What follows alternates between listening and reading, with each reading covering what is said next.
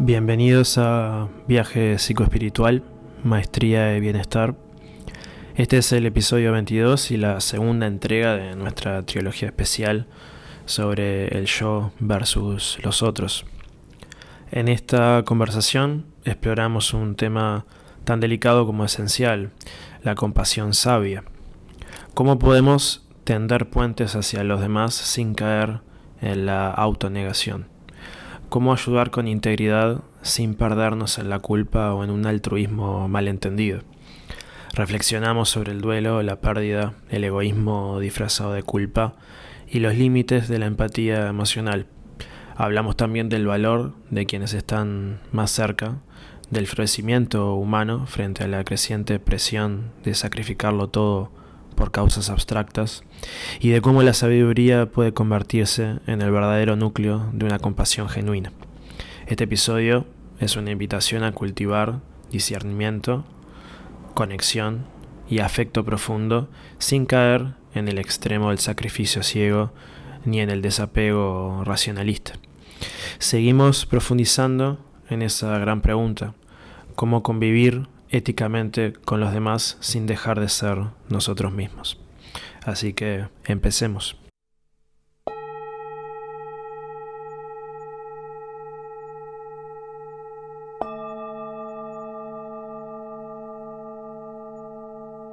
Salir de nosotros mismos implica tender un puente para enfocar nuestras energías en los demás y hacer algo verdaderamente significativo frente a una situación de sufrimiento y dificultad. En general, nos ubicamos a nosotros mismos en el centro de los dramas de la vida. Nos construimos un modelo donde las cosas de repente nos pasan a nosotros, cuando de hecho las cosas en sí no le suceden a nadie, simplemente suceden. Pero además, esta focalización en uno mismo suele volverse otra cara del egoísmo negativo, donde en definitiva quedamos atrapados en una preocupación autocentrada en vez de abrirnos hacia lo que realmente nos apremia e importa, tanto en relación con nuestro propio bienestar como con el de los demás. En la muerte y el duelo esto cobra el mayor de los sentidos. Por ejemplo, culparnos por lo que podríamos o no haber hecho solo vuelve la atención hacia uno y no hacia quien se ha ido. En el proceso de culparnos, en volver al yo y más yo, y buscar la vuelta a todo para tratar de como perdonarnos o sentirnos mejor, nos olvidamos de enfocarnos en el ser amado que se ha ido. Es esta la oportunidad para revivir lo bueno que ha sido ese ser, cómo ha disfrutado de la vida y lo increíble y única que ha sido su existencia. Muchas veces nos enroscamos por querer darle un sentido a lo que ha sucedido, y si bien podemos rescatar cosas de la experiencia que nos impulsen constructivamente a mejorar distintos aspectos de nuestra vida, debemos entender que no hay como un sentido en el fondo. O sea, los pensamientos y los conceptos que rodean a la situación, la culpa, el podría haber hecho esto o lo otro, el arrepentimiento, las ganas y sensación de poder haber hecho algo más, disfrutado un poco más de la compañía, etc., no son más que fuerzas que nos balancean en un columpio que no nos lleva a ningún lado. Resulta mejor simplemente contemplar la experiencia, que no necesita que se le agregue nada, y dejar que la vida por sí misma procese la pérdida, como de hecho lo hace. La compasión tiene que ir necesariamente de la mano de la sabiduría. Decirle a una persona a la que se le acaba de morir una mascota, por ejemplo, que hay cosas más importantes como niños muriendo en otras partes menos afortunadas del mundo, es caer en un frío racionalismo que no ayuda en absoluto. Y si bien la empatía no es necesariamente una buena herramienta para gestionar nuestras energías hacia los demás y cultivar el altruismo, puesto que la empatía no es lo mismo que la compasión, tampoco la racionalidad fría, la racionalidad que no tiene en cuenta todos los inputs de información del intelecto como hemos tratado, tampoco está exenta de problemas. Somos personas que necesariamente cultivamos afecto por los seres más cercanos a nosotros. Sin eso, que en última instancia es una de las razones más importantes para vivir, dejamos de lado parte de nuestra humanidad. Esto me recuerda a otro asunto que tiene que ver con la tendencia moderna de la sociedad de ir removiendo aquellas cosas que nos permiten disfrutar de la vida de otra forma. Por ejemplo, se nos dice que tener mascotas puede generar desperdicios de recursos que podrían ser utilizados para otras cosas más relevantes. Pero tener una mascota puede ser una fuente de felicidad para muchas personas. Bajo este criterio, incluso muchos llegan al extremo de afirmar que tener hijos también es una presión para el ambiente y el planeta, ya que se generan muchos desperdicios desde que somos bebés. Pero tener familia es el eje clave de la felicidad y el florecimiento humano para un gran número, si no la mayoría de las personas en este planeta. Se nos dice que debemos ahorrar energía para proteger el medio ambiente, pero existe una diferencia entre ser eficiente con la energía y utilizarla en su correcta medida para disfrutar de toda una serie de avances tecnológicos que mejoran nuestra calidad de vida. En la medida que la sociedad se tecnifica, vamos a requerir utilizar más energía y más recursos, y eso está bien. Sin embargo, no me resultaría extraño que, en nombre de un criterio que deja en segundo lugar el florecimiento humano, se nos impida hacer ciertas cosas porque generan demasiado gasto innecesario. Como sociedad debemos concientizarnos de qué criterio en última instancia vale la pena. No debemos caer ni en la gula ni en el ascetismo, y el florecimiento humano debería estar a la cabeza, y en base a este debemos permitirnos esos lujos que son vistos como derroche de recursos, ya que fomentan nuestro bienestar y aumentan nuestra calidad de vida. Es muy importante cultivar afecto y compasión por todos los seres, pero en el proceso no debemos perder contacto con el potencial de conexión con quienes nos rodean más de cerca. En el fondo, es una cuestión práctica. Somos seres con recursos limitados, tanto psíquicos como físicos. Querer establecer el mismo tipo de conexión vital y de cercanía con una persona al otro lado del mundo al nivel que lo hacemos con nuestra propia familia, corre el riesgo de renegar emocionalmente a quienes tenemos más cerca y perder la posibilidad de experimentar la conexión humana más profunda posible, que se da efectivamente con aquellos más cercanos a nosotros. El altruismo, entonces, ejercido sin ningún tipo de escrúpulo, es igual de nefasto que el peor de los egoísmos. El extremo, por ejemplo, de sacrificar nuestra vida y nuestros intereses por un desconocido, suele no tener un criterio sabio de fondo.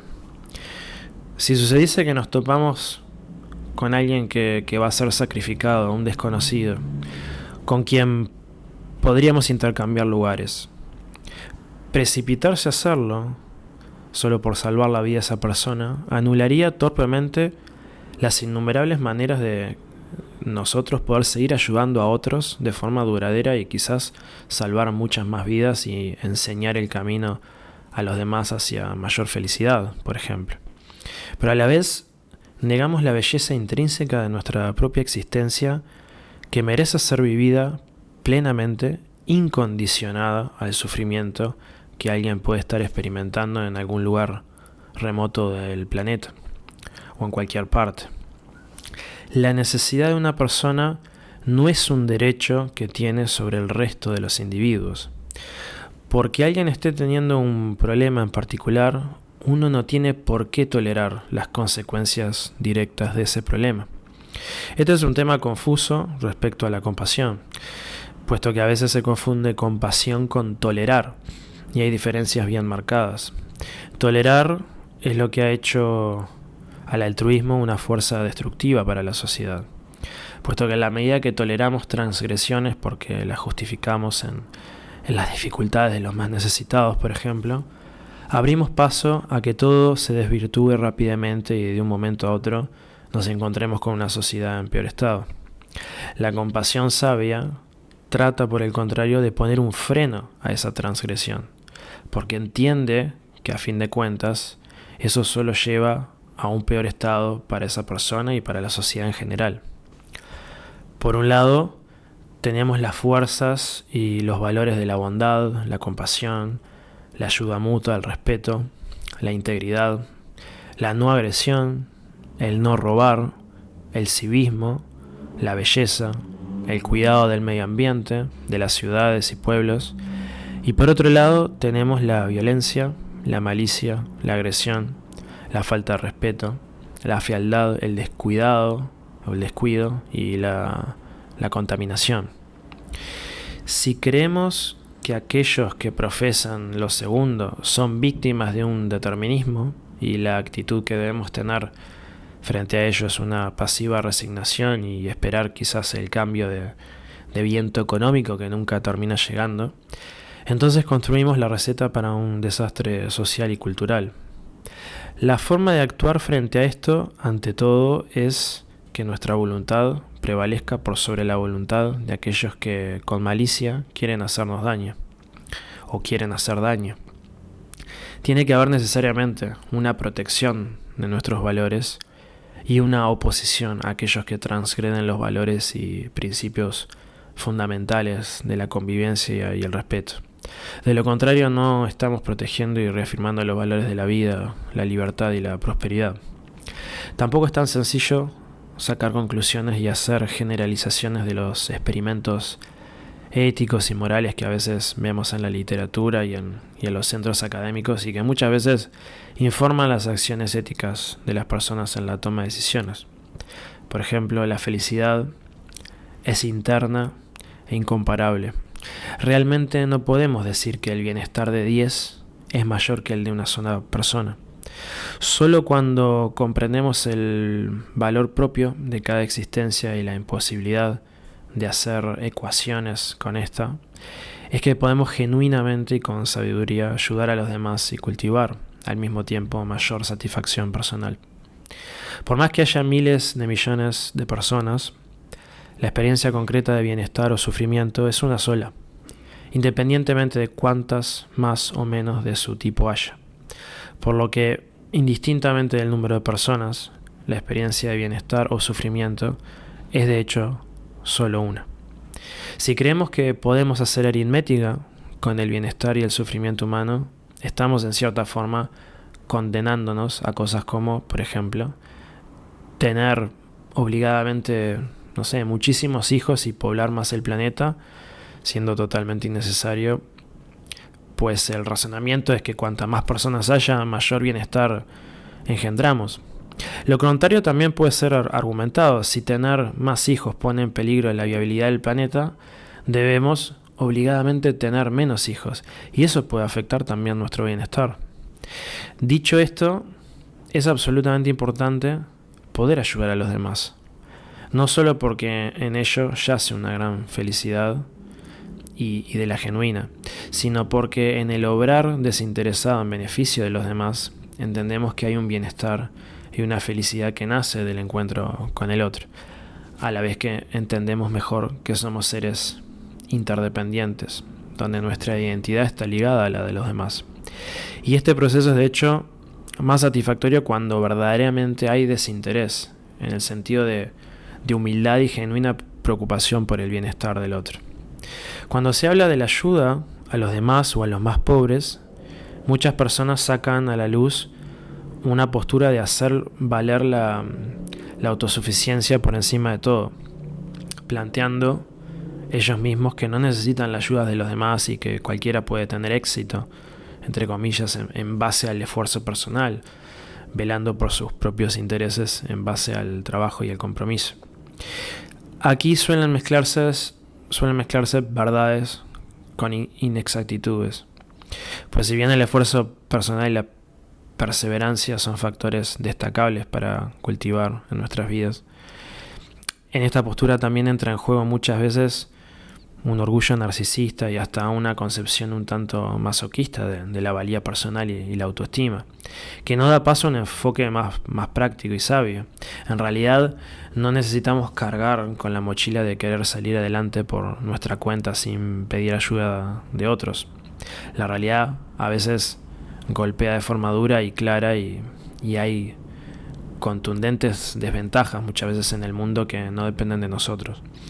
Por ejemplo, no es lo mismo aquel que trabaja y tiene hijos que cuidar que que esa persona que tiene tiempo libre, ¿no? Hace una carrera universitaria y no tiene hijos y no tiene mayores responsabilidades, ¿no? Comparado con cuya carrera la tiene que sacar adelante la propia persona con su trabajo, ¿no? Si lo comparamos con aquel cuya carrera es pagada por su familia y está dedicado exclusivamente a eso, hay diferencias en las ventajas relativas, ¿no? El adulto es responsable de muchas cosas, se suele decir, sobre todo de adultos conservadores de mediana edad a jóvenes que reclaman cosas como educación universitaria gratuita, ¿no? Cosas de ese estilo. Pero la responsabilidad personal realmente le hace justicia a la igualdad de oportunidades. O sea, planteado de otra forma, ¿puede alguien sin dinero y que tiene que salir a trabajar rendir igual en el estudio que sus pares que no lo requieren? Sin dejar de ser consistentes, quizás debemos ver los tonos grises en esta contienda de opiniones tan marcadas por el blanco y negro. Como comentaba anteriormente, la empatía no parece ser la mejor herramienta para guiar la compasión, en el sentido de que en general somos inconscientes e insensibles al sufrimiento de buena porción de la humanidad. Pero no pasa ni un segundo antes de que acudamos a ayudar a un perro cachorro, no sea lastimado, que nos cruzamos en la calle, ¿no? Por ejemplo, una disciplina llamada altruismo efectivo se dedica a investigar las mejores y más eficientes formas de ayudar a los demás. Pero ¿qué pasa si a alguien le gusta cuidar más de la fauna marina o de animales en vez de seres humanos?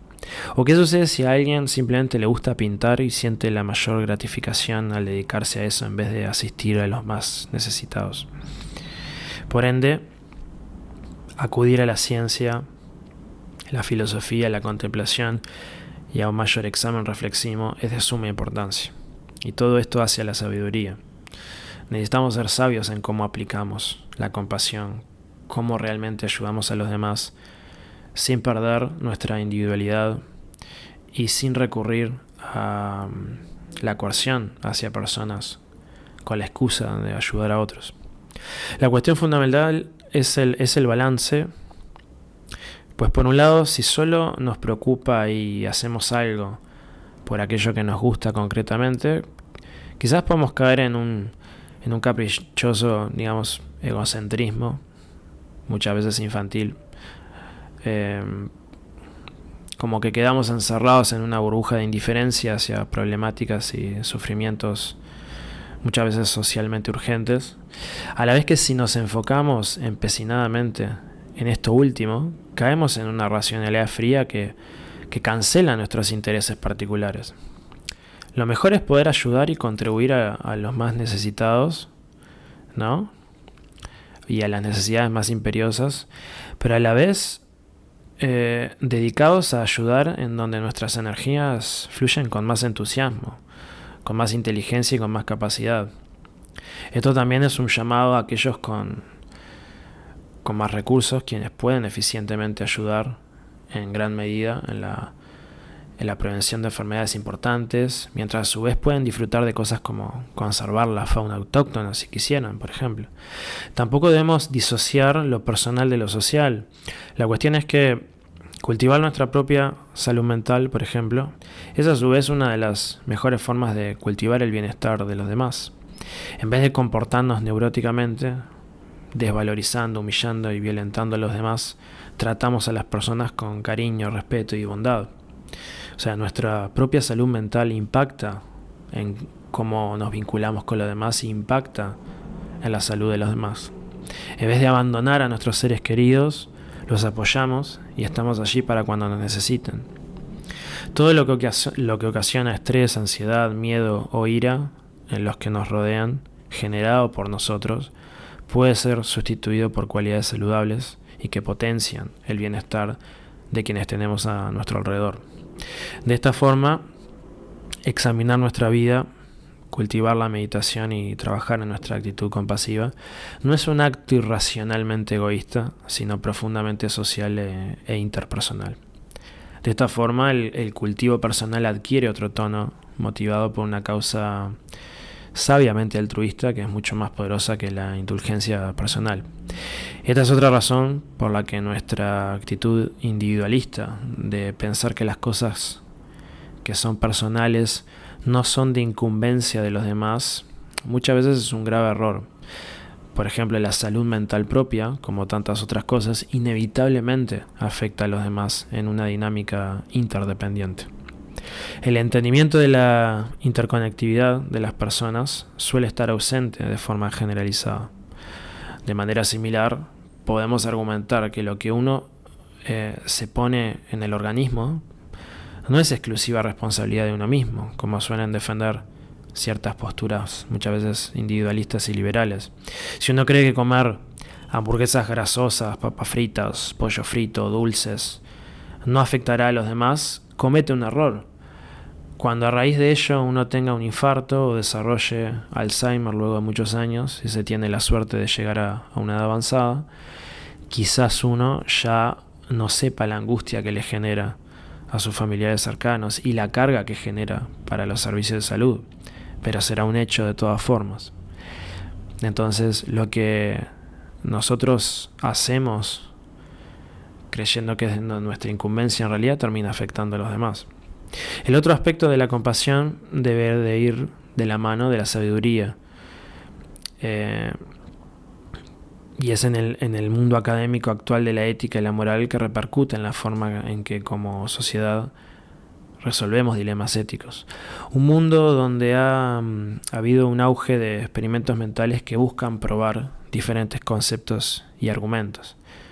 En un experimento típico, por ejemplo, uno debe decidir si sacrifica a una persona para salvar a 10 o 1000 o viceversa, dependiendo de distintas circunstancias. Una cuestión fundamental es que no existe este tipo de conexiones entre el sujeto sacrificado y los 1000 salvados en la vida real. Esta clase de experimentos son cuestiones inventadas. Si bien sirven para testear un montón de conceptos e ideas, en el fondo son totalmente irreales en la gran mayoría de los casos. Casi que se crea un mundo particular con sus propias reglas. Y esto a veces nos empieza a jugar una mala pasada en nuestros razonamientos morales. La conducta de un tercero al otro lado del mundo no puede automáticamente engendrar un sacrificio, obligación o sufrimiento en uno. Eso no quita que queramos genuinamente ayudar a esa persona. Se ha planteado el ejemplo de un mundo ideal donde las personas gozan de felicidad y prosperidad. Un mundo que en apariencia es absolutamente mejor en todo sentido que el que de hecho tenemos. Solo existe una condición para dicha prosperidad, y es que al menos una persona tiene que llevar una vida absolutamente miserable.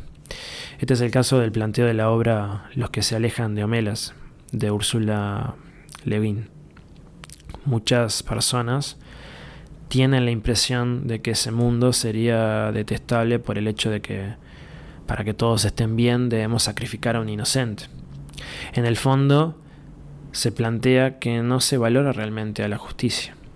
Esto genera un efecto particular, y es que a veces nos da la ilusión de que ahora estamos mejor como sociedad porque no tenemos ese sistema donde activamente sacrificamos a alguien para que otros sean felices.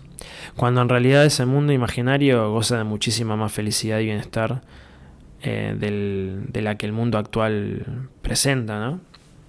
Pues solo una persona es la que tiene una vida miserable, el resto son muy felices. Cosa que no sucede en el mundo actual. Ahora, hay algo que psicológicamente no evaluamos como del todo bien, y creo que es importante considerar que el sufrimiento se dé por cuestiones casuales o condiciones sistémicas naturales es algo que psicológicamente aceptamos a cierto nivel. Sin embargo, hay algo que no nos pinta bien si hubiese una agencia como de sacrificios humanos. No solo es una cuestión de que la empatía nos llega a hilar muy fino, hay cosas que también generan sufrimiento moral o espiritual, por decirlo de una manera. A la hora de ir al sufrimiento concreto, naturalmente las opciones empiezan a cobrar más obviedad. Siempre está bueno invertir la pregunta, lo cual demuestra las formas en que una misma situación vista de otra manera cambia la manera en que la terminamos evaluando. Sacrificar a 1 por 10 puede ser chocante y uno podría no querer hacerlo, pero sacrificar a 10 para salvar a 1 también lo es, lo cual es el mismo problema, pero invertido.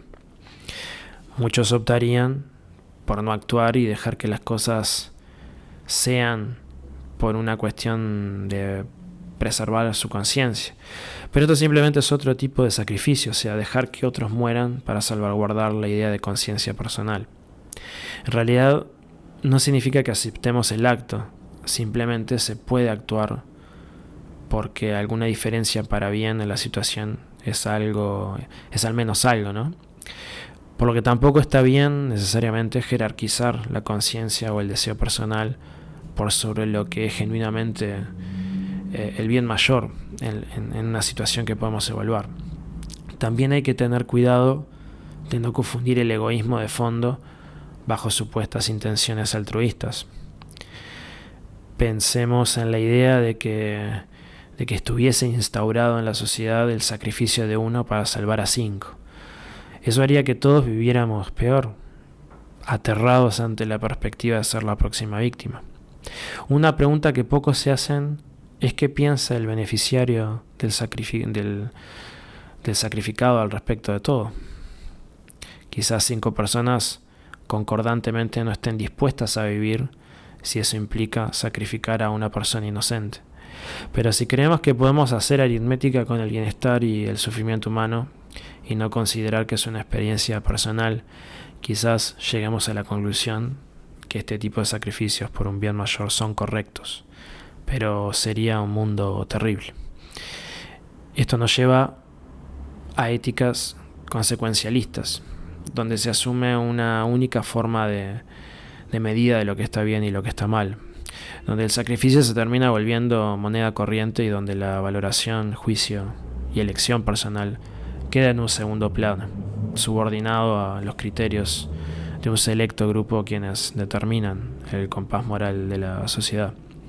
Ahora, ¿y si ese niño, ¿no?, que se sacrifica, o esa persona descubre una cura contra el cáncer? Quizás allí ya no amerite su sacrificio. Pero esto nos lleva a otra pregunta. ¿Es una vida valiosa por su utilidad o es valiosa incondicionalmente? No es fácil salir de estas trampas, que claramente suponen cosas ficticias como saber lo que va a pasar a futuro, además que están basadas en la noción de que podemos hacer cálculos matemáticos con el bienestar, que es una experiencia individual, atómica e intransmisible.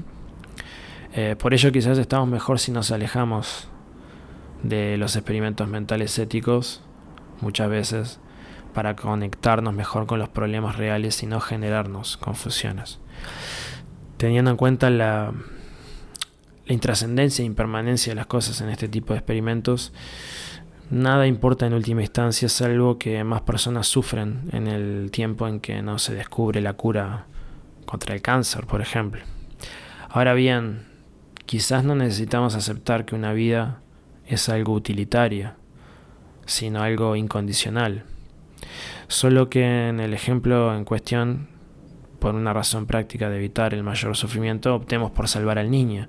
Pero si nunca aceptamos y siempre vamos a lo práctico, podemos terminar siendo víctimas de nuestras supuestas mejores intenciones.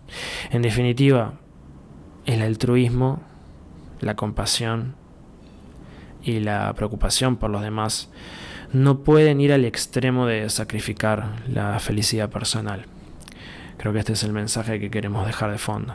Realmente hay un hecho, una fuerza innegable y arrolladora que nos sacude ante la idea o posibilidad, por ejemplo, que nos obligan, a casarnos con alguien que detestamos o que seamos forzados a llevar a cabo la acción más denigrante que podamos concebir por el resto de nuestras vidas. Cuando pensamos en profundidad en ejemplos máximos como estos o ejemplos límites, En la cúspide del autosacrificio, entendemos que el interés propio individual y la felicidad personal es de hecho el valor más poderoso que tenemos. Y dejarlo de lado es entregarnos a una vida miserable. Por ello, la compasión y el altruismo tienen su mejor y su más bella expresión guiados por la brújula de la felicidad personal y el interés individual. Y así, ambos mundos se pueden fusionar, lo individual y lo colectivo, para llegar a genuina prosperidad humana. Y como eje de esto, debemos volver a alzar el valor de la incondicionalidad, de la felicidad y la libertad individual, para así volver a una moral de principios, como destacaremos en el siguiente episodio, donde veremos todas estas cuestiones más desde el lado de la ética.